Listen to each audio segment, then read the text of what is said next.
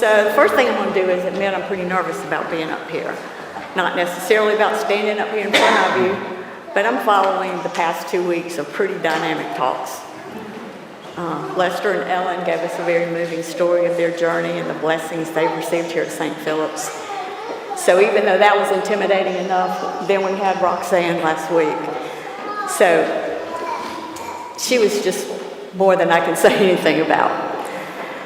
But really, this is, even before hearing their stories, as I have listened through the years as we've had these talks by other parishioners to their stories and how moving their journey to St. Philip's was, I thought, you know, what's my story? Do I really have a story that's meaningful or moving? After all, it didn't start out that way. I just felt lucky to be here.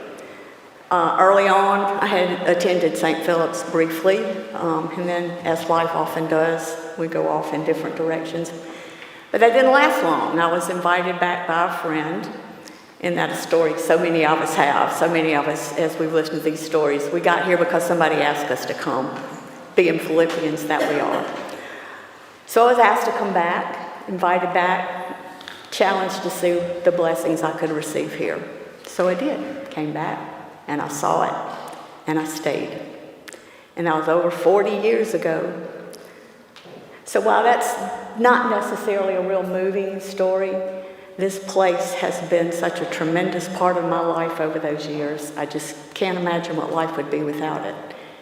The people that are St. Philip's have nurtured me, they have loved me and supported me through so many life events, ups and downs. And as I look out there and I see all of y'all, and I feel the presence of many Philippians that are no longer with us because their spirit is definitely in this room, I'm reminded of how loving and special this place is. It's a place that we want to see thrive into the future. So today, this is really not about my story anyway. I'm here to talk about something that has the power to bless St. Philip's long before our lifetimes, and that is legacy giving or planned giving. I think we all hope to leave the world and our places in it better than we found it. We invest our time and our talents and our resources in those people and those places that mean the most to us. And St. Philip's is one of those places. This is a loving community that nurtures us, helps us grow in spirit, and where we share hopes together. Planned giving is a way to help those ministries continue for generations to come. Simply put, planned giving is just a future gift, a gift that usually occurs at death that you plan during your lifetime, and through which you designate a portion of your assets to St. Philip's. I think sometimes when people hear legacy giving or planned giving, they're a little scared of it, a little confused, think it's some complicated process you have to go through or that it's only for mega wealthy. And while that can be true in a sense, in actuality, it doesn't have to be that way. It doesn't take a vast amount of wealth, and it doesn't take any long, complicated documents to accomplish it. It can be something very simple, a sentence in your will, a simple sentence, one sentence, that gives a portion of your estate to the church. It can be a beneficiary designation, putting St. Philip's name on that beneficiary line on the life insurance, your 401ks, your IRAs, and by the way, stretching those IRA dollars because St. Philip's wouldn't have to pay the tax that another beneficiary might have to pay. And I'm also not talking about any large amounts. Planned giving is not only for the wealthy, it's for anybody who wants to make a legacy. Every gift, no matter how large or how small, strengthens us in the future. St. Philip's has and continues to be blessed by a legacy that was left by Marie Horner.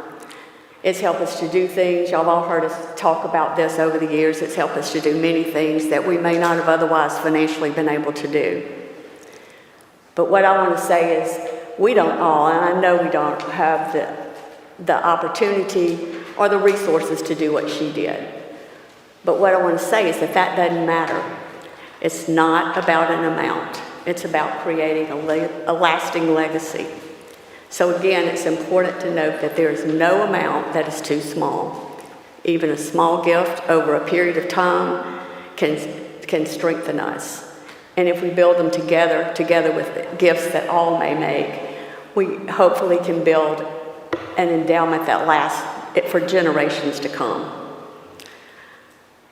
So you may ask, why? Why do we need this? We have annual pledges. We get them every year. Yes, we do. And those sustain us each year, cover our operating expenses. But there is so much more we can do here at St. Philip's. A legacy gift can have a tremendous and extending impact, help us to create new programs, whether they be youth programs or some other program that we've been longing to do and not been able to accomplish. They support our buildings, help support our grounds, so that this remains the welcoming and loving place that it is now. And what about outreach? St. Philip's has always been involved and loves our outreach programs, and we do them quite well. But there's so much more we could do, even things we haven't even dreamed about at this point. So the impact of legacy giving can extend all these missions far into the future. Proverbs 13:22 says, "A good person leaves an inheritance for their children's children." I can't really think of a better gift we can give our children and grandchildren than sustaining this place for generations to come. On the pledge cards you received for this year, there was a place to designate an interest in planned giving. I ask you to prayerfully consider that. Talk it over with your families, talk to your financial advisors or whatever advisors you may have, our clergy, our wardens, vestry. The leaders of this church welcome the opportunity to talk with you about this, to answer any questions you may have, address any concerns, and provide you information on how you can include St. Philip's in a legacy gift. None of us know what the future holds, but we can all play a part in helping to shape it. Through a legacy gift, we have the opportunity to extend this holy place, a gift that continues to serve, to bless, and to build God's kingdom. Thank you, and thanks for considering how you can be a part of a lasting legacy.